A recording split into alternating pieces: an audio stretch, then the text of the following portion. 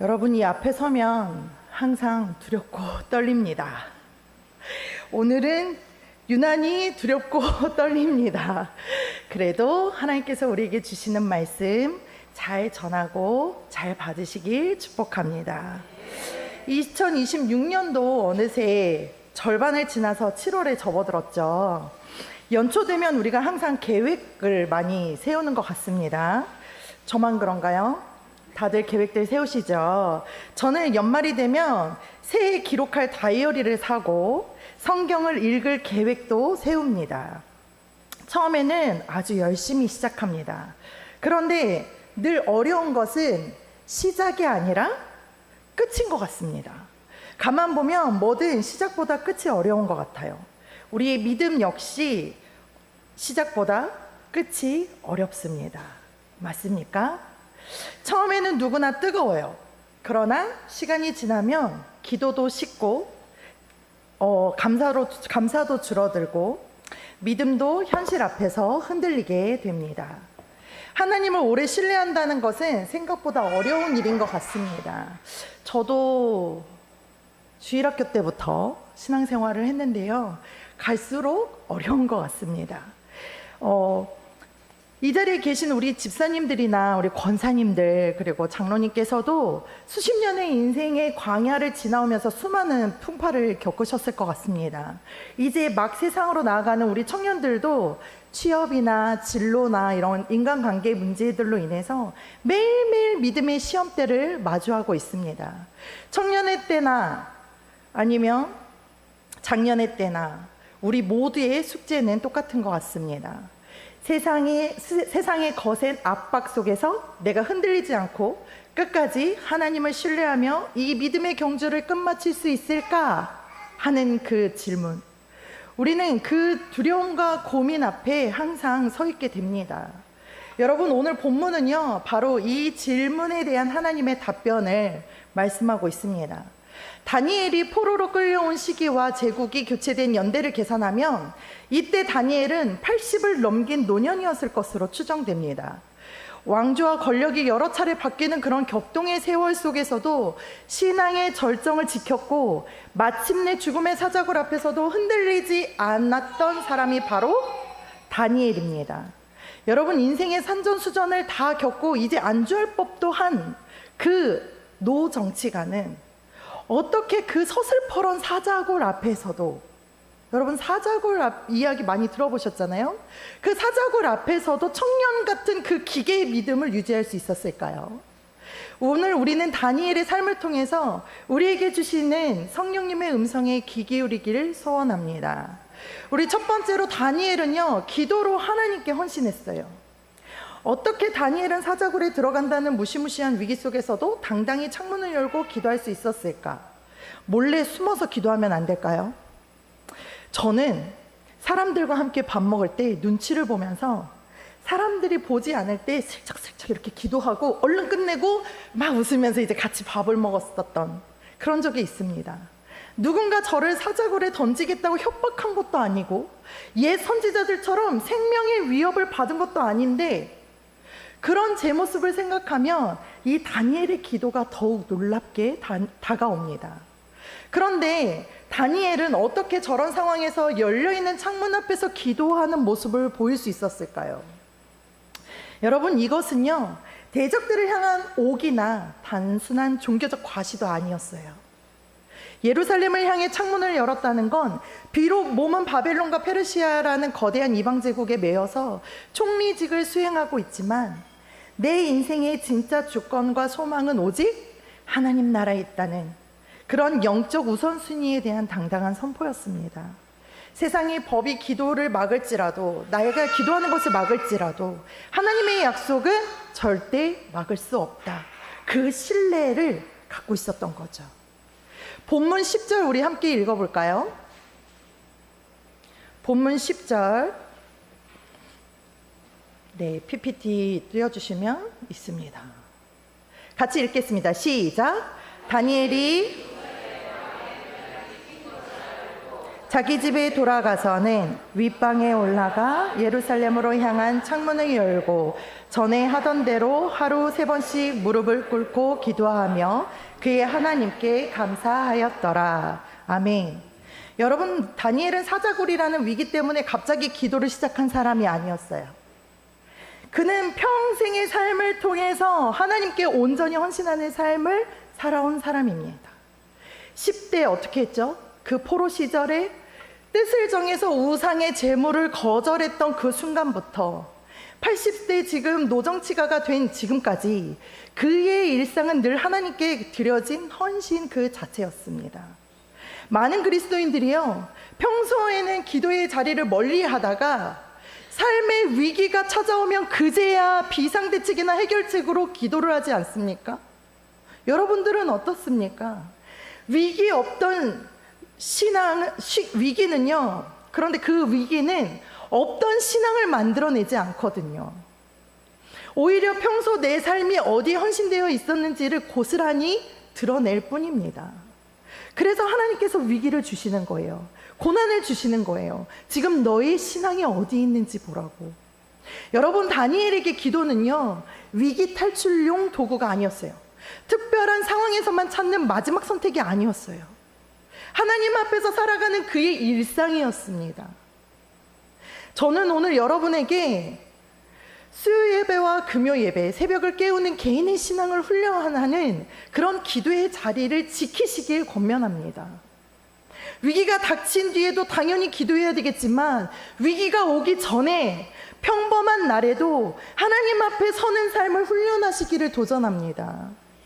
사랑하는 우리 성도 여러분, 그리고 우리 청년 여러분, 위기가 오기 전에 우리의 일상을 먼저 하나님께 기도로 헌신해야 합니다. 지난주 담임 목사님께서 베데스다 연못의 병자를 통해 전해주신 말씀을 혹시 기억하십니까? 담임 목사님께서는 우리가 매일 말씀을 듣고 작은 일에 순종할 때 하나님께서 그 순종을 사용해서 우리가 예상치 못했던 큰 일을 이루어 가신다고 말씀하셨습니다. 다니엘의 삶도 그랬습니다.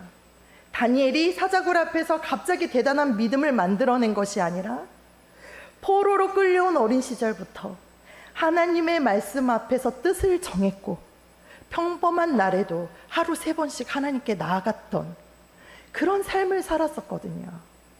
하나님께서 말씀하실 때 작은 일에도 순종하는 태도, 순간순간 자신의 욕심과 두려움이 있지만 하나님께서 내려놓으라 하시면 내려놓는 것, 성령께서 깨닫게 하실 때 미루지 않고 바로바로 반응하면서 일상의 순종이 그의 삶에 오랫동안 이어져 있었던 거죠. 그 작은 순종들이 다니엘을 구원할 자격이나 공로가 된 것은 아니지만 하나님께서는 다니엘의 매일의 순종을 통해 그의 믿음을 훈련하셨고 마침내 사자굴 앞에서도 하나님을 신뢰하는 그런 사람으로 세워가신 것입니다. 그래서 다니엘은요, 위기가 찾아왔을 때에도 새로운 방법을 찾지 않아요. 누군가에게 도움을 구하지 않아요. 도망가지 않아요. 그저 전에 하던 대로 하나님 앞에 무릎을 꿇었어요. 우리 눈에는 시시해 보이는 오늘의 순종을 하나님께서는 결코 작게 여기지 않으십니다. 말씀을 읽는 일, 기도의 자리를 지키는 일, 정직을 선택하는 일, 불평 대신 감사를 드리는 일, 용서하고 섬기는 그 작은 순종들을 하나님께서 사용하십니다. 그리고 우리가 예상하지 못한 순간 그 순종들을 통해 하나님의 크신 일을 드러내시는 줄 믿으시기 바랍니다.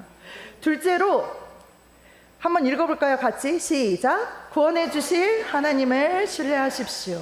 네, 다니엘이 흔들리지 않았던 이유, 그 믿음을 온전히 잡을 수 있었던 것, 구원해 주실 하나님을 신뢰했기 때문입니다. 우리 작은 화면 띄워주시겠어요? 감사합니다. 목사님께서 이렇게 항상 작은 화면, 네, 실시간을 위해서. 네, 여러분, 다니엘은요, 구원해 주실 하나님을 신뢰했어요. 대적들의 모함으로 다니엘은 결국 사자굴에 던져지게 되잖아요. 그런데 이 극적인 순간에 우리는요, 사자굴이라는 공포스러운 환경이 아니라 다니엘이 가졌던 철저한 신뢰에 주목해야 합니다. 다니엘이 사자굴에 쳐넣어지기 전에 페르시아의 다리오 왕이 다니엘에게 아주 기묘한 말을 건네요. 16절 같이 읽어볼까요? 시작.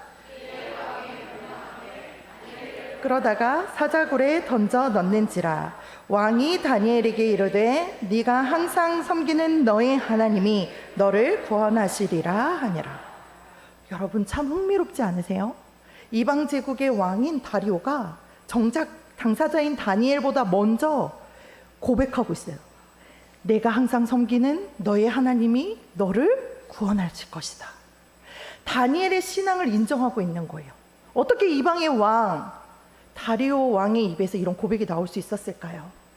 여러분, 다리오 왕은요 사자굴의 기적을 보지 못했어요. 아직. 그죠? 일어나기 전이에요. 사건이. 다니엘이 누구를 섬기는 사람인지, 그런데 그 전에 이미 다니엘이 누구를 섬기는 사람인지 알고 있었던 거예요. 그래서 네가 항상 섬기는 너의 하나님이라고 말합니다. 여러분, 다니엘의 신앙은 위기 때 갑자기 드러난 종교적 행동이 아니었던 거죠. 곁에서 지켜보던 이방 왕도 알아볼 만큼 지속적인 삶이었습니다. 여러분, 주변 분들이 알고 계십니까? 여러분이 크리스찬이신 거? 위기가 왔을 때 항상 기도하러 가고 항상 그 위기 가운데서도 감사를 찾을 줄 아는 그런 신실한 믿음의 사람이라는 것을 알고 계십니까? 아멘. 그러길 원합니다. 다니엘의 신앙은 다니엘은 사자굴 속에서도 그 신뢰를 잃지 않았어요. 그런 위기 속에서 그 신뢰를 잃지 않았어요. 내가 살아서 나갈지 아니면 여기서 뼈가 부러져 죽을지 그 결과는 알 수 없었지만 내 생명의 주권은 왕의 조서가 아니라 오직 하나님의 손에 있음을 완전히 신뢰했습니다. 그 결과 어떤 일이 일어났죠?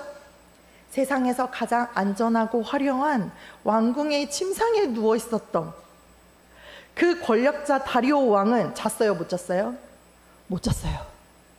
그리고 내가 정말 사랑하는 내 종조차도 지키지 못하는 그런 권력 앞에 자기의 세상의 권세의 무능함 속에서 불안과 두려움에 사로잡혀서 밤새도록 잠을 자지 못했어요. 그런데 반대로 다니엘은 어땠어요, 여러분?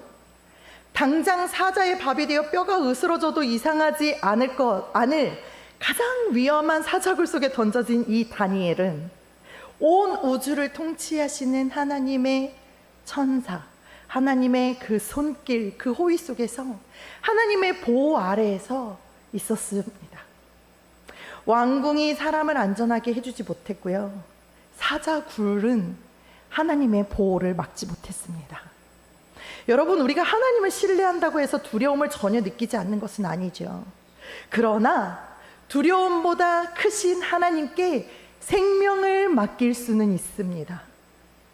우리 세 번째로, 하나님은요 다니엘의 삶을 통해 자신의 영광을 드러내기 위해 그를 구원하신 것입니다.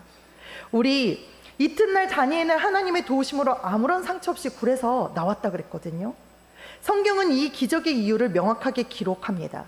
6장 23절 같이 한번 읽겠습니다. 시작.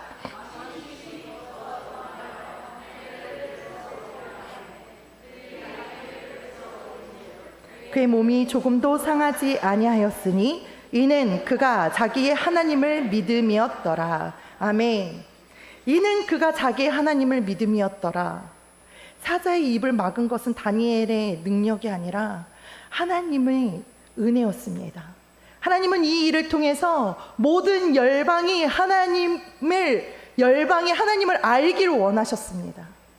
그래서 하나님은 이 일들을 행하고 계시는 것입니다. 다리오 왕이 하나님을 보았어요. 다리오 왕이 하나님을 알게 되었어요. 왜 하나님은 다니엘을 살려두셨냐고요? 왜 하나님은 다니엘을 이렇게 살려두셨을까요? 하나님은 분명 다니엘이라는 신실한 한 사람을 사랑하셔서 살린 것이지요. 그러나 그것이 최종 목적이 아니라 오늘 본문의 진짜 결말은요, 다니엘이 무사히 살아나와서 총리로 잘 먹고 잘 살았다는 이야기가 아니잖아요. 본문의 진정한 결말은요 25절부터 27절까지 이어지는 온 열방을 향한 다리오 왕의 조서였어요. 자, 우리 26절 27절 함께 보겠습니다.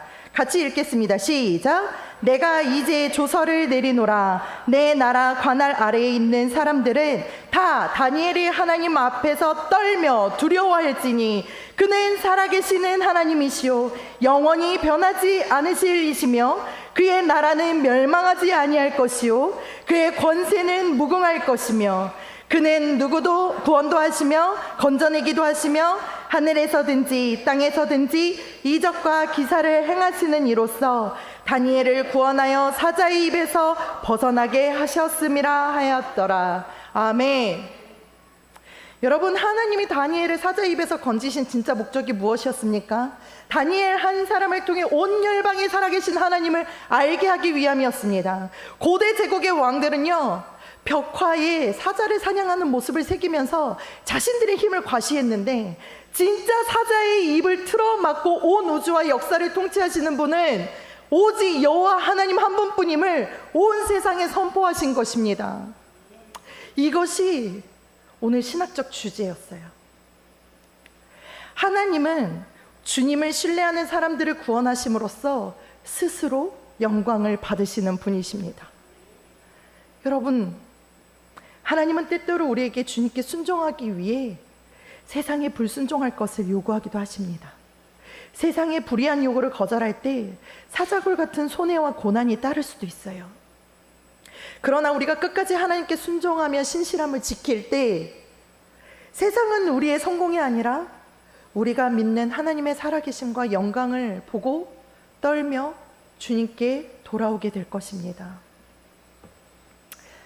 내가 죽을 힘을 다해서, 내가 힘써서, 내가 노력해서 이렇게 내가 열심히 살았는데 그 영광을 하나님께서 받으신다. 괜찮으세요, 여러분? 그게 우리의 믿음이에요. 내가 한 것이 아닌 하나님께서 하신 것입니다. 그런데 그것이 얼마나 기쁘고 감사한 것이냐면, 그러므로 고난도 우리는 축복입니다. 그러므로 우리 지금 이 시련도 우리에게는 기쁨입니다. 사랑하는 여러분, 오늘 이 사자굴의 사건은요, 수백 년 후 이 땅에 오실 예수 그리스도의 부활 사건을 보여줍니다. 다니엘은 아무런 허물도 찾을 수 없을 만큼 충성스럽게 일하기는 했죠. 악한 사람들의 모함을 받아서 사자굴에 던져졌어요. 그 입구는 커다란 돌로 막혔고 왕의 인장으로 봉인되었어요. 그러나 다음날 아침 하나님께서는 다니엘을 죽음의 자리에서 건져내셔서 상함 없이 굴 밖으로 나오게 하셨습니다. 자, 이 장면을 상상해 볼까요? 한 가지 그림이 떠오르지 않으십니까? 무덤에서 나오시는 예수 그리스도. 여러분, 다니엘은 하나님의 손에 자신의 생명을 맡겼어요. 예수 그리스도께서는 우리를 살리시기 위해 죽음의 무덤 속으로 친히 들어가셨습니다. 우린 우는 사자같이 두루다니며 삼킬 자를 찾는 그런 마귀의 권세 아래 있던 우리를 건지시기 위해서 예수님은 십자가에서 자신의 생명을 내어주셨습니다. 부활하심으로 그 사망의 권세를 깨트리셨습니다. 사망에서 생명으로 옮겨졌습니다. 믿으십니까? 그러므로 우리가 끝까지 하나님을 신뢰할 수 있는 이유가 바로 이것이에요. 끝까지 하나님을 붙들 수 있는 것, 끝까지 우리를 붙드시는 그분이 바로 예수 그리스도이시기 때문에, 그래서 우리는 흔들리지 않을 수 있습니다. 말씀을 맺겠습니다. 여러분, 설교를 시작하면서 드렸던 질문 기억하십니까? 한 사람은 어떻게 끝까지 하나님을 신뢰하며 살 수 있을까? 제가 이 질문을 했던가요? 정말 오늘 너무 두렵고 떨린가 봅니다. 네, 한 사람은 어떻게 끝까지 하나님을 신뢰하며 살 수 있을까요? 여러분, 그 답은요, 우리의 의지와 결단만으로는 찾을 수 없어요. 우리를 위해 죽으시고 부활하신 예수 그리스도께서 끝까지 우리를 붙드시기 때문에 우리는 다시 하나님을 바라보고 오늘의 순종을 선택할 수 있습니다. 사랑하는 우리 성도 여러분, 주변에 우리를 삼키려는 사자들이 득실거리는 것처럼 느껴지는 그런 험한 현실 속에서 얼마나 두렵고 떨리는 마음으로 믿음을 지켜가고 계십니까? 얼마나 힘이 드십니까? 그러나 사자에게 시선을 빼앗기지 마십시오. 사자보다 크신 하나님을 바라보시기 바랍니다. 이번 한 주에도 우리 앞에 작은 사자굴이 기다리고 있을지 몰라요. 타협하라는 유혹도 있고 믿음을 감추라는 압력도 있을 거예요. 그러나 그리스도께서 우리를 붙드시기에 두려움보다 하나님을 바라보고 결과보다 하나님을 신뢰하면서 오늘도 내일도 지금까지 해오던 대로, 전에 하던 대로 그렇게 하나님 앞에 서는 저와 여러분이 되길 축복합니다.